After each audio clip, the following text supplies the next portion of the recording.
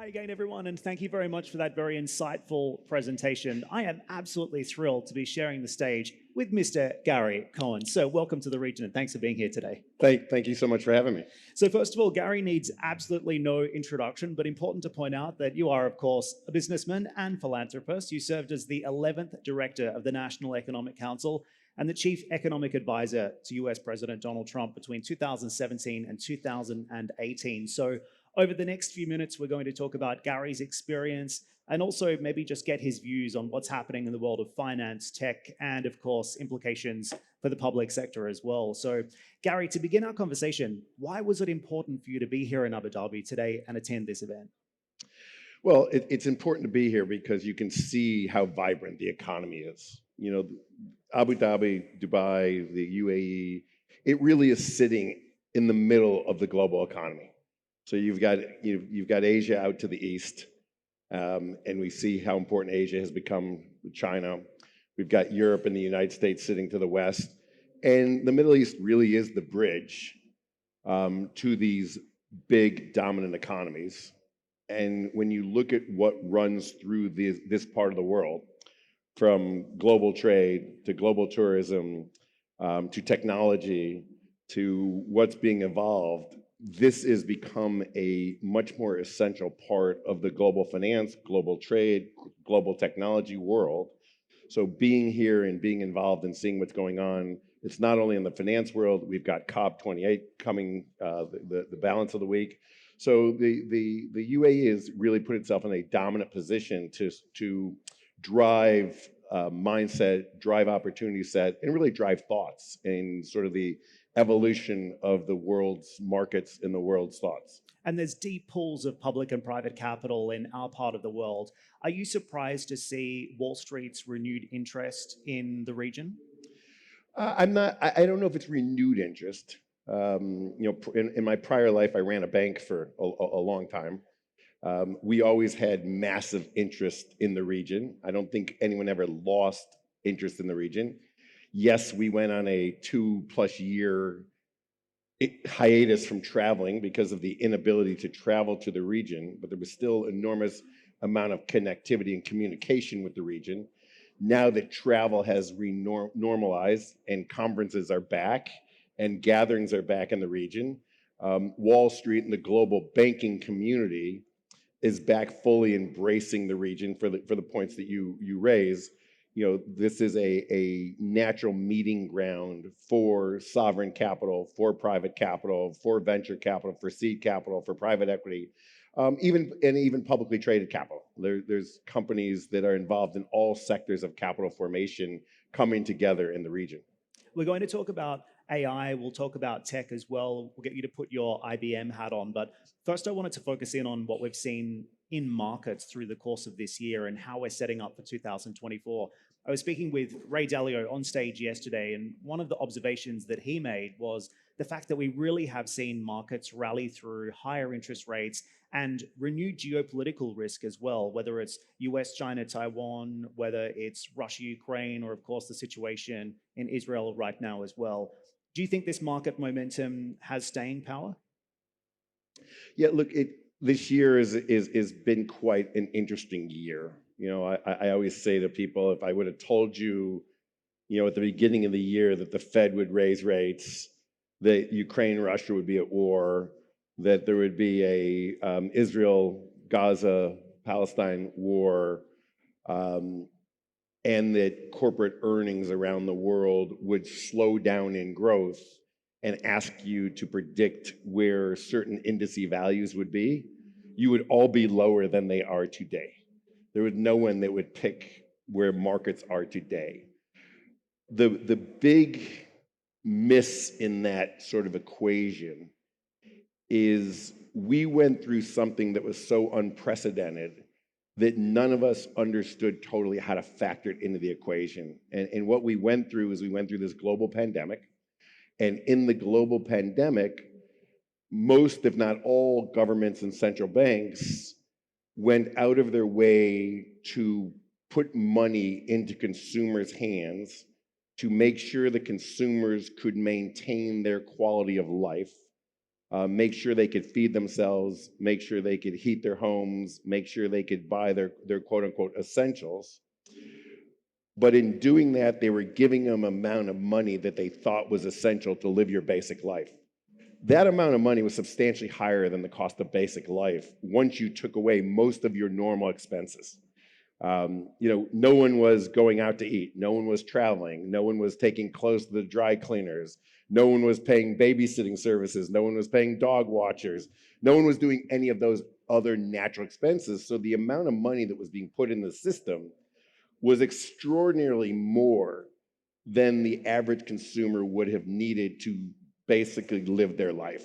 So we came out of the pandemic with the consumer around the world being in the best financial shape they had been in decades.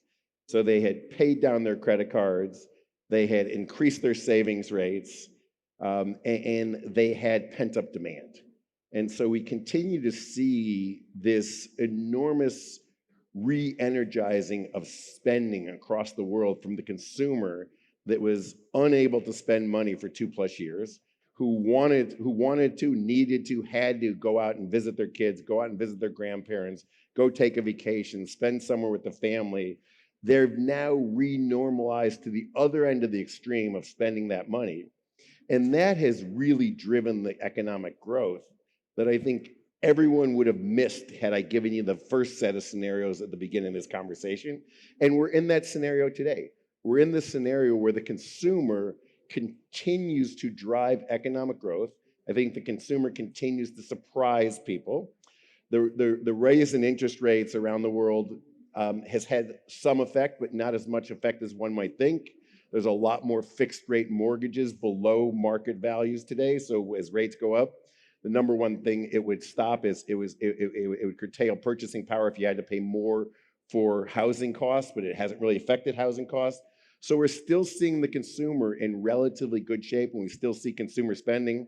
We just got through the biggest 5-day cycle of consumer spending between Black Friday, Cyber Monday, and every other day in the middle. And it was trillions of dollars of gifts were bought over this weekend, and we still see the consumer driving the economy around the world.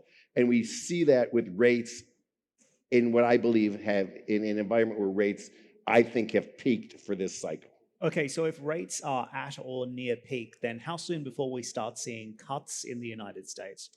So I think we are high for longer, not higher. We are high for longer. I've said this many times, I'll say it again. The Fed was very late to the game. The Fed was in this very strong view that we were having quote unquote transitory inflation. Their view of transitory was that yes, all this money we put into consumers, it was all being spent day one. It was not a sustainable consumption path. And B, the supply chain for things they wanted to buy was still not working properly. So once the supply chain got straightened out, the prices of goods would come down. I never believed it was transitory. You just had to look at how much money was in bank accounts, and it wasn't transitory. So I now do think that the Fed has realized it's not transitory, it's sustainable, the consumptive power exists. The Fed, once they realized they had to raise rates, they started slowly but moved very quickly. They went from 25 basis point moves to 75 basis point moves relatively quickly. They got ourselves the 5% Fed, 5% plus Fed fund rates. And we're at a point now where, whether it's the Fed's activity or the renormalization of spending or the wearing down of savings accounts, it's all working together that we're sort of the end of this trend. Because the Fed was late, they don't want to be early to leave. When you're the last one to come to the party, you have to be the last one to leave the party. So the Fed is going to be the last one to leave this party.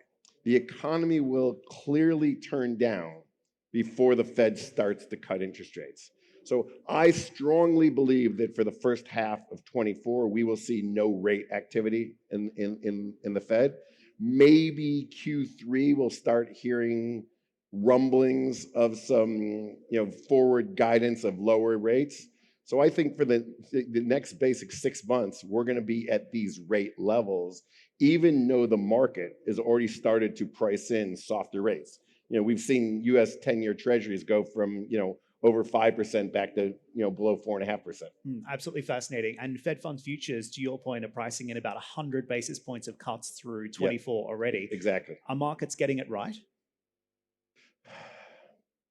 I think markets are probably more or less right, but markets tend to overreact and tend to react faster than the Fed's going to react. So I think in direction, the markets have it right. In speed, the markets probably are ahead of the actual speed of where we're going. We've had an inverted yield curve almost the whole time. And there were many, many people that got on your network and every other network and said that is the precursor to a recession. There were many people like myself that got on and says it's an inverted yield curve. It has nothing to do with the recession. And so that recession never came. So I don't want to overly emphasize what the market is telling you. But on the other hand, I do think that the market is saying the Fed is at their high water mark for rates. The consumer continuously spending. We see consumer debt numbers going up and hitting all new record highs here. We're over $1 trillion of consumer debt in the United States right now. The consumer is normalizing. We're at what I call the economy right now is we're back to a normal. But we all forgot what normal is because we haven't seen normal for over 2 decades. We went through a decade plus of zero interest rates. We went through a decade of quantitative easing, zero interest rates, and the Fed doing what? Trying to see if they could create inflation. There was, if you would have read the newspapers 5 years ago, and it would have been an article about the Fed, the article would have started like this: will the Fed ever be able to create inflation? The Fed's been at zero interest rates. They've been buying mortgage backs. They've been buying treasury securities. No matter what they do, no matter how big their balance sheet gets, it seems like we cannot create inflation. So we've gone from the Fed not being able to create inflation. We now know the answer. The Fed can't create inflation, but the market can. To us trying to unwind a shorter term inflationary shock. We're back into a normal world. So the 100-year average for 10-year treasuries is about 4.5%. Average inflation, we're running back towards the mean to 2.5%. So every piece of economic data, if you look, is sort of heading back towards its very long-term average. If you look at these over 100-year generational cycles, we seem to be running into that phase right now. Which is a good thing, right? And the reason I like asking people like you questions like this is because it's also critical for us in this part of the world. What happens to the Federal Reserve in the United States ultimately impacts regional central banks as well because of our currency peg. They have to move in lockstep. So all of this is relevant to our audience here. Gary, what would you say is the single most important risk or black swan event that golf investors and capital allocators should be looking out for in the year ahead then? Look, we've been through a lot of these risks. The Middle Eastern situation, I don't think anyone saw coming. It's a horrible, horrific situation. I think everyone would like to see a quick resolution. The Ukraine situation, it is what it is. Again, we'd all like to see a quick resolution. I actually think the China relationship issue, if I had to point arrow up, down, or sideways, I think it's getting better, not worse. I think the President Biden, Xi Jinping meeting was a good meeting, was a step in the right direction, renormalizing military communications, dealing with some of the fentanyl issues. The Taiwan issue is still out there. I don't rate that as a very high black swan event. Everyone's talking about the real estate market and the mortgage market, so that's not it. I've been in the risk management business my entire life. It's never the thing you're looking at that causes the problem. So throw that one off the table. It's something that none of us are really talking about, and that's what makes it the black swan event. So to me, it would have to be something that we just don't see. I guess a massive move in the dollar. We've all become accustomed to sort of dollar strength. So a massive move in the dollar but in many respects, that would be helpful to a lot of countries that issue dollar-denominated debt who've been squeezed. So I don't see that. It's not an obvious black swan event, which should make everyone in this room very nervous. Hmm. Because when I tell you there's not an obvious event, that means there's something really obvious right over here. As I always used to say, it's when I ran risk for a big bank, it's like I always used to say when I went home, it's like, okay, everything we know that can happen, we've taken care of. So what haven't we taken care of? Because that's how we're going to lose money tonight. So it's the same thing. It's sort of the same thing in the global economy.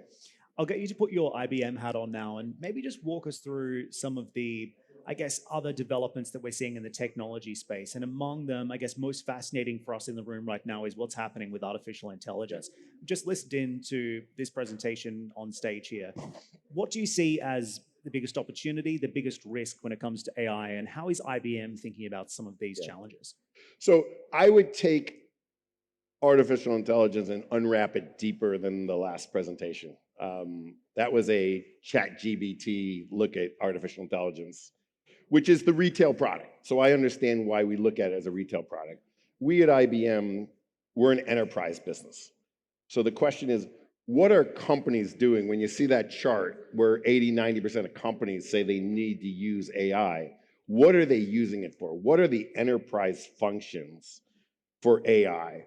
And I also remind everyone in the room that, IBM has been in the AI world for over 50 years. We won at Jeopardy, which is a mind challenge game in the United States. We won in 2011. Watson beat Kasparov at chess in 2012. That's AI in its basic form. That's if you move your piece on the chessboard here, I'm going to move mine here, and my computer can think faster than your mind. So those are all AI background material. So I'll give you examples of what we're doing, and one was mentioned, like code assist.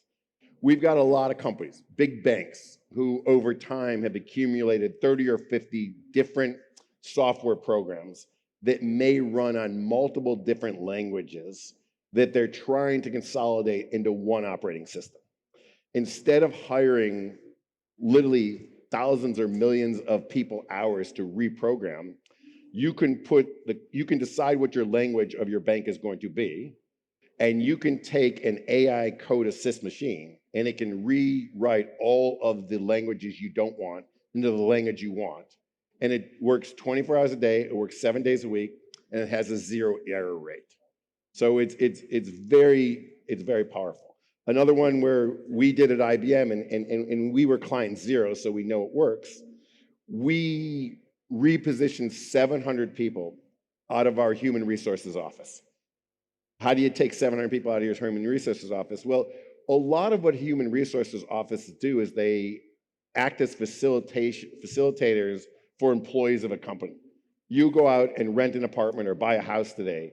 You need a letter of recommendation saying, oh, I've worked for CNBC for X amount of years, my salary is so-and-so, and my title is so-and-so. Well, you could call someone in HR, ask them, they jot it down. A day or two later, they go look at the file. Then a day or two later, they remember to send out the letter. Or you can go ask an HR chatbot, say, hey, I need a letter of reference and I need it sent to this address and I need it sent today. And it goes out real time. And if it goes out to the wrong address, it's because you put the wrong address in. So we automate that function that someone would have manually had to do, and there's a pretty decent chance there'd be an error, and that person had zero job satisfaction going to look at your personnel file, figuring out how long you've worked at the firm. So we take that person now, and we have them doing much higher value-added things, like going out and recruiting better talent to the firm, helping us with our promotion processes. So there's a bunch of real-life applications in the AI world that are really changing the way corporates think about running their businesses. Environmentally, we can help companies run their business much more environmentally friendly. In the pharmaceutical industry, there's an awful lot of information going on pharmaceuticals. And you can go to the next step. You can take quantum computing and artificial intelligence and put them together. We're doing a project that will resonate here. We're doing a project with the Cleveland Clinic in Cleveland, where we put a quantum computer in there, and they're taking the multiple genomes they have around the world, because they've got more genome sequences than anyone because of their global presence around the world. They're putting them into a quantum computer, and they can literally see, if we add this chemical mix into these genomes, how does it affect all the organs in the body simultaneously? So there's a lot of really interesting opportunity coming out of the AI world on the enterprise level, not just the chat, not just the do search faster for me level. Fascinating. And I know we're out of time. I'll ask you one more question before we wrap it up, Gary. With regards to AI, a lot of the promise has kind of been overshadowed by the conversation around the risks. And I'm wondering, from a US perspective, do you think the Biden administration, at least, is getting the regulation right now? So look, the whole issue of regulation of AI is a big, long topic, and we spend the rest of the day on it. I'll try and do this succinctly. We at IBM, and I think most of the big leaders in AI, believe that there has to be some high-level guardrails on AI. What we want to see is we want to see activities regulated. We don't want to see AI itself regulated. And by that, I would almost compare it to the automobile industry. Like, you can go out and build any car you want, and you may go choose to buy a Lamborghini, saw a bunch of them around last night. I don't own one. Or you can go buy a little Peugeot. But you and I can both drive them the same speed on the highway, because how fast we drive is regulated. It's not regulated what car we buy, and the car manufacturers can get creative as they want in manufacturing those cars, and you can spend $1.5 million and I can spend $10,000. We can both get from point A to point B. But we're not stifling creativity. So when you look at AI regulation, we believe that we want to create as much creativity, attract as many dollars into the system. So we believe in open. We believe that things should be open source so everyone can be involved. We believe that at a high level, there should be guardrails. And at a lower level, the government should agree on what activities need to be regulated. So if you're using AI for bad activities, those should be highly regulated. You also should be highly regulated, and you should have some burden to make sure your AI is not producing false outcomes. It's not producing tainted outcomes. It's not producing prejudicial outcomes. It doesn't have biases in it. And we think that's incumbent upon the AI model creators to go out and prove that you're not doing that. We at IBM has gone as far as indemnifying our models, that we will not produce biased outcomes, that we will take in all of the data that's present, and we'll tell you where we take our data in from to show you that we're producing the best outcomes available on the data that's available in the world. Really interesting conversation, Gary. I wish we had more time. We'll have to leave it there, but I really appreciate you joining us here at WW Finance Week. Ladies and gentlemen, Mr. Gary Cohn.